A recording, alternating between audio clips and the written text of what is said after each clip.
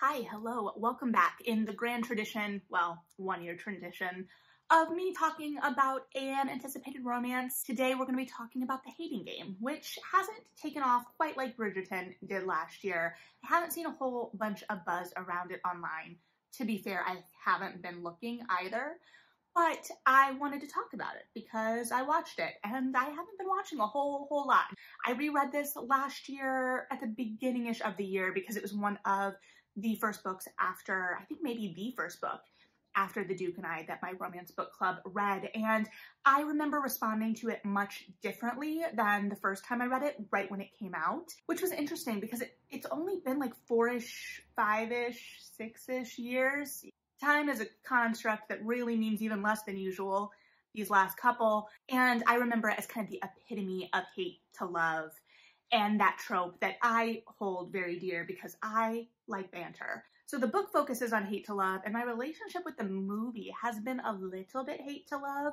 So I am going to kind of frame this discussion around that trope, by which I mean I'm going to start with the things that I thought could have been better or beefed up or I didn't respond to, and then move into what I did love. Because I did end up really enjoying this movie. I smiled into my pillow throughout. That doesn't mean it wasn't without its cringe moments for me. And I'm going to be honest, I bought it on Apple, but I wasn't going to watch it initially because the trailer was kind of lackluster for me. I didn't feel a whole lot of chemistry between our leads. I didn't get a sense of the book in the sense that I didn't get the idea that some of my favorite bits would remain intact because they were pretty pivotal scenes. It was the paintball and the sick fic. And so I wasn't sure if they were going to even be there. And then one of my friends in this book club said that she really responded to it, asked our thoughts, and I was like, okay, I'm going to watch this and see.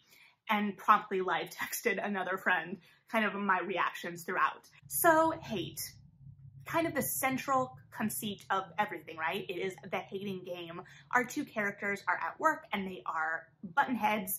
They are on opposite sides, opposite forces. There's a stark divide in the middle of the room that they share for their office space, which is done really well in the show. You can see that visual difference. Josh's side is very stark and minimalistic and put away, and Lucy's side is a little bit more cluttered, a little more eclectic, and from a shot composition point as well, there's a lot more light on her side of the room than on Josh's. Now, the hate part is kind of the uncomfortable crux of this for me, even as it's the part that drew me so close to the book the first time I read it, in that even the second time I read the book, it felt a little bit less fun. It felt a little bit more mean, a little bit more awkward. And in the movie, it was very awkward. It didn't feel supernatural, not like as in vampires and ghosts, but like, you know, it didn't feel natural. Anyway, it just felt a little forced, and there were things that just didn't translate super well. There were things that were already kind of a suspension of disbelief in the book that I couldn't really make my brain jump to in the movie. So for instance, they left that kind of smexy dream that Lucy has in the movie, and then there is that conversation at work with Josh about it the next day. And like, am I gonna talk to a coworker I actively despise about a sexual dream? No. Granted, we've discussed that they're both kind of idiots because, like, HR is involved. There's no way either of these two would be up for this promotion. Let's just make that abundantly clear. I don't understand how the people in this office, I mean, it's its own thing clearly, but no. So clearly they don't understand professional life as well as they should. And as a 30-year-old professional who often feels like I am cosplaying 30-year-old professional, even I know that that's a no. So I don't know. So all of that, the hate part, just was uncomfortable and awkward. And I get that it's the setup, and there were parts that made it a little better, and I'll get to that a little bit in the love portion, but it was a little hard at first. And part of it is that like the banter, these arguments just felt a little forced. They didn't feel natural. And I'm not coming at that from an acting choice perspective, but more just kind of the flow of the script. And I think the pacing overall could have been a little bit smoother. So we've got this almost 20 minutes at the beginning ish of this hate portion. And one, we start with a voiceover, which I don't really love, and that's nitpicky, but show me, don't tell me. We have things to be doing. We got to keep it moving. And so we have 20 minutes of kind of what feels like just this establishing. And it's about an hour, 40 minutes-ish. And this only becomes a problem to me because later I feel like we get rushed. So at the end of the movie, basically the wedding on, everything feels very rushed. The confrontation with the family isn't the next day at breakfast, which I guess getting that kind of condensed sense, but we don't really get the full tension of Josh with his family then. And we don't really get the full tension of Josh's internal conflict at all, I would say. And that is one of my favorite bits of the book. So when we start to see Josh kind of open up and his insecurities, we get peeks at it in the movie. We see the kind of idea of the nice guy needling him, which obviously pays off a little bit at the end.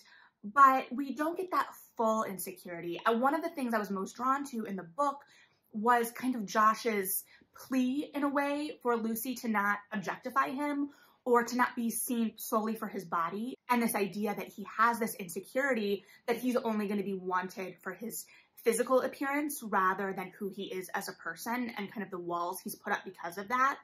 And I would have loved to see that dug into more in the movie. We definitely see that vulnerability, but not established within the text as much. And I think that the actor really could have done wonderful things with that. And then we see the rushing of this relationship and what have you, because we spent so much time on these really awkward, uncomfortable bits at the beginning that I just don't think paid off in the way that we wanted them to. So there were like little things that were nods. If you had read the book, you were going to catch, but weren't as fully fleshed out as they could have been. Josh's vulnerability for sure, which was one of the sticking points for me. We still have Josh calling Lucy shortcake, but we get the reference to her family and their strawberry farm in the scene with Danny. So we don't get the bit of Josh, again, going back to kind of the vulnerability, telling Lucy that he calls her that because of her family's strawberry farm, and that he's in some ways jealous of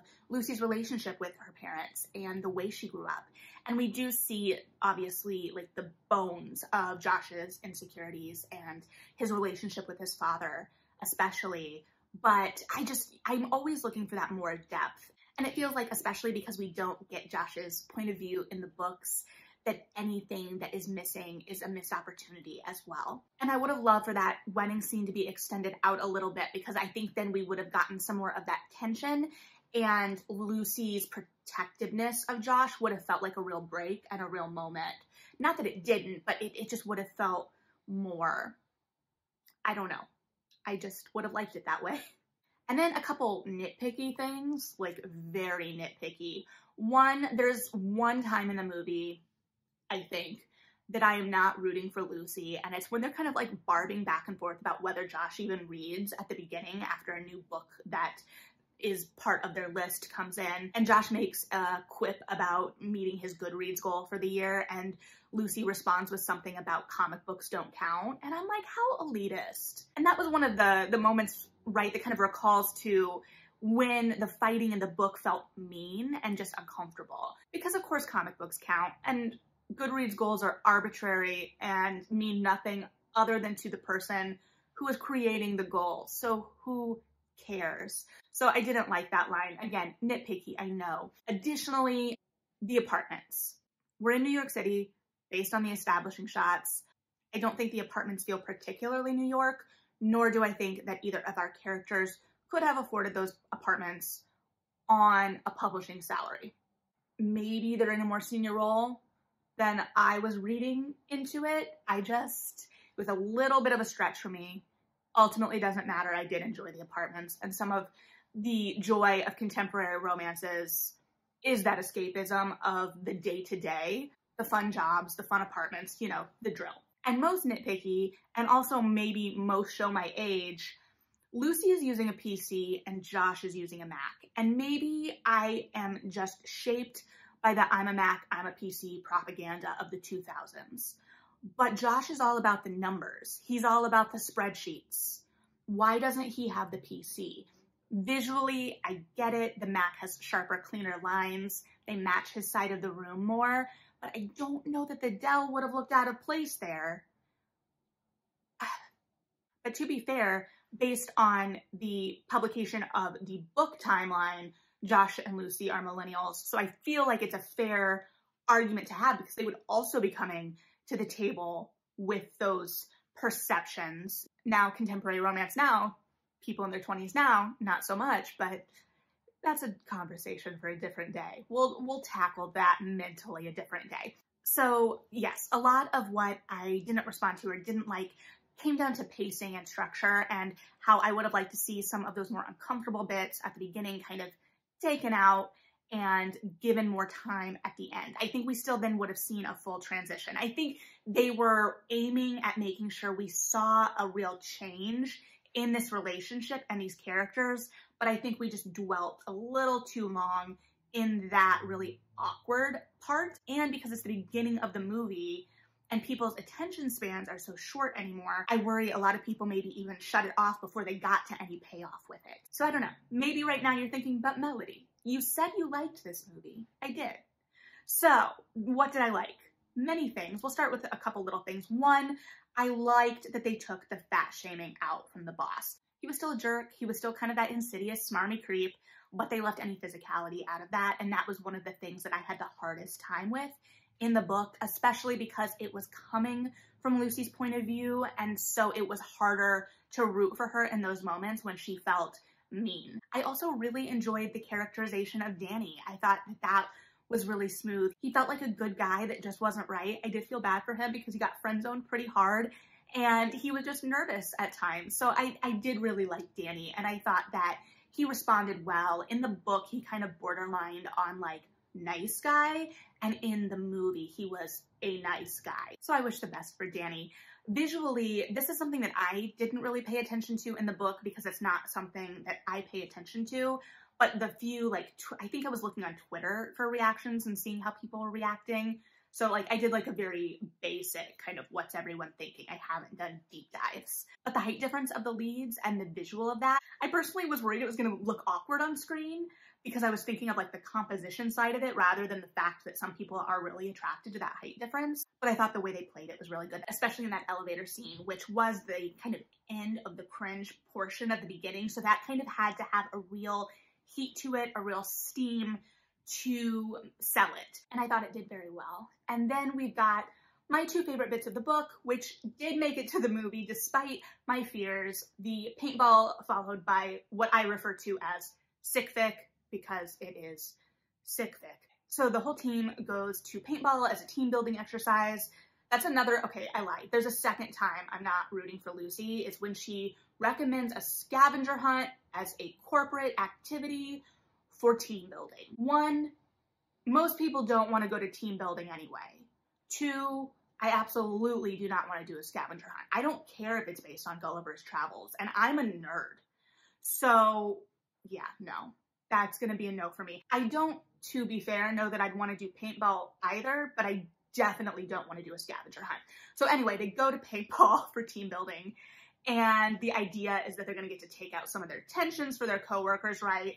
As readers or viewers, our expectation is that we're going to get to see some of the tension between Lucy and Josh really come to a head here. And instead, she gets sick and vomits all over Josh, and he takes her home to take care of her. So you may or may not know what I'm talking about when I call it sick fic. In fan fiction, there are like one-shot fan fictions, one-off fan fictions, where the whole idea, gist of the story is one character kind of taking care of another when they're sick. On the screen, in other rom-coms, I think the most notable scene of this for me personally is in You've Got Mail, but we do get kind of an extensive scene of that here. Lucy is very sick. Josh ends up calling his brother in as well. But what was really top notch for me in this and really had me grinning into my pillow was seeing Josh's face entering that space and seeing him kind of open up.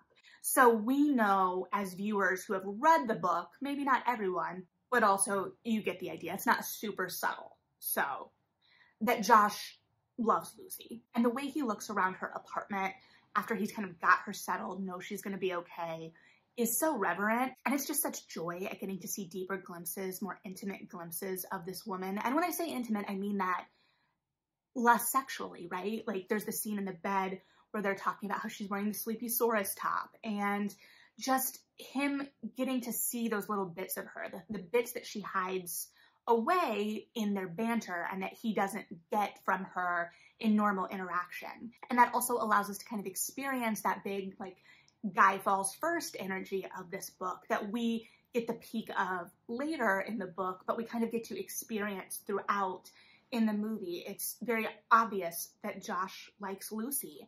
And I think that this gets at something the movie can do, is that in the book, we are missing the man's point of view. And it's pretty glaringly obvious that we're missing that point of view, especially for long-term romance readers. We're in Lucy's head first person the whole book. We don't get those peaks. And the movie allows us, while we're still in Lucy's point of view, we're following her journey most closely. We're kind of watching her. We're not going off to look in on Josh when Lucy's not there. However, we're getting to see Josh through a lens that's not necessarily colored by Lucy. And so we're able to see those little bits. And that, I think, is what had made me so nervous in the trailer, as that the actor playing Josh felt very wooden in the trailer. And at the beginning of the movie, I was worried about the same thing. And I think that it was just trying to get that hate energy. Again, I think that the writing of those bits was a little awkward. So I think that it was kind of hard to get a sense for that. But the moment he got to start playing around a little bit more with Josh's vulnerability, I think is when the movie opened up for me. And another reason I would have loved to see more of that played with, because I just really loved those moments and seeing the little moments, the little acting choices that allowed us as viewers into Josh's head a little bit more. And we do, in terms of that guy falls first, we do still get the bedroom moment with the paint on the wall. They have changed the eye color to match Lucy Hale's eye color because there's no need to put in colored contacts for a rom-com. But I would have loved to see just a little bit more of that, because I think it was done so well when it was done, and we did get still those peaks and those little intimacies. And I think it's interesting because based on the conceit of the movie, the hating game, this hate to love trope, the idea, I think, is that a lot of our contentment as viewers, as readers, as what have you, is in that playoff of that hate to love. And yet I think as I have grown with this, the intimacies speak better than the banter for me in this at this point now. So I really did like how it was done when we got there. A couple little one-off things as well that I enjoyed. I liked the way the set of the kitchen at the office was dressed. It almost made me want to go back to the office. Almost. I liked that Lucy wrote Smurf fan fiction, because what?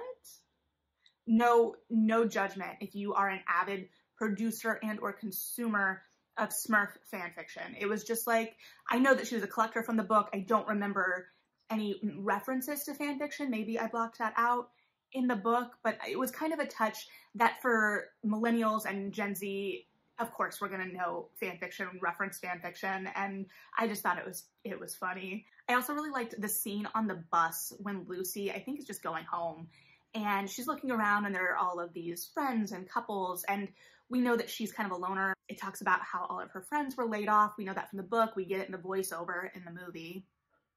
I guess we got the information. So she's feeling pretty lonely. And then she looks across the way and there's like a guy dressed up for Thanksgiving, and he just like peeks down the bag and shows her his turkey. And I was just like, yeah, that's probably, yeah. And I think too, okay, going back to the friends thing, her feeling lonely, I think too that is why Danny worked so well in the movie, is because even though we weren't feeling that romantic connection, I think that movie Danny on some level understood that as well. And I think that there was a great friendship that we saw being established there. And we saw Lucy starting to make connections with people because she didn't have friends and this job had consumed her whole life. So yes, there is a happy to the romantic side of things and the happily ever after of Lucy and Josh, but we want to see them as happy, whole, complete people. And her being able to form relationships with her coworkers better. And we at least get the hint that she is maybe potentially developing friendships as well.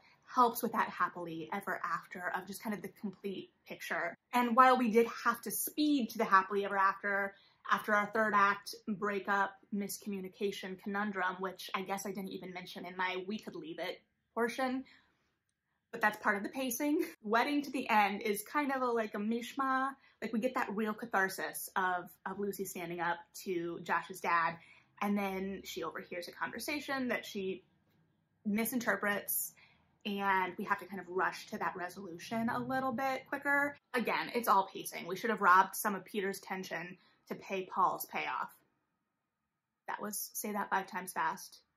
You might not want to. That's completely nonsensical. I probably shouldn't have even said it. But anyway, I really did enjoy this. This was a lot of fun. Again, my favorite bits were still in, which I'm not gonna lie to you, I was worried about, because I do think that the trailer read a little bit as a lack of chemistry between our leads that I do think was there, especially, like I said, once Josh started opening up, and it was little moments, but it was really nice. And even being able to see his face when they were fighting and that kind of satisfaction he was getting just from those interactions as well. So being able to see his side of things was really nice. And honestly, I wish all of my favorite romances page to screen journeys just for that moment, like I said, where he's kind of looking around Lucy's apartment for the first time. It was just such a lovely moment. I loved it. I was grinning into my pillow during this because I was just having a good time. And that's what I wanted from this. I just wanted to have a good time. Now, I can't speak to how I think this reads if you haven't read the book, but I think it's a fun romantic comedy regardless. I wasn't really familiar with Lucy Hale's work prior to this. I never watched Pretty Little Liars, or I guess anything else she may have been in, but I really liked what she did here. I thought she was a really cute and engaging romantic lead, and I hope we continue to see popular romance properties taken to the screen. This is a huge romance title, and I honestly don't feel like they promoted it as much as they should have.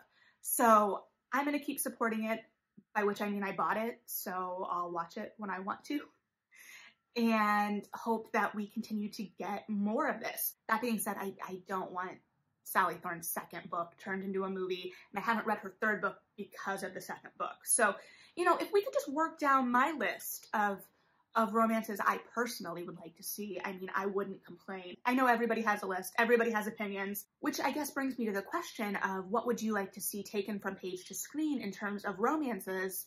And here we have a really hot contemporary property if we compare it to Bridgerton, which is a very hot historical property, and, you know, the miniseries versus the movie formats, and what each narrative may or may not necessitate, how we think each form served its material or whatnot. Would just love to hear thoughts about that as well. What you thought of the movie, if you caught it, or if you're planning on catching it, what you're excited about, what you're nervous about. I think it was a fun time, so I'll be interested to hear everyone's thoughts. So yeah, thanks for hanging out. I guess maybe go read a Smurf fanfic in honor of this movie. I don't know, but like and subscribe if you feel like it. Read something good, definitely. And yeah,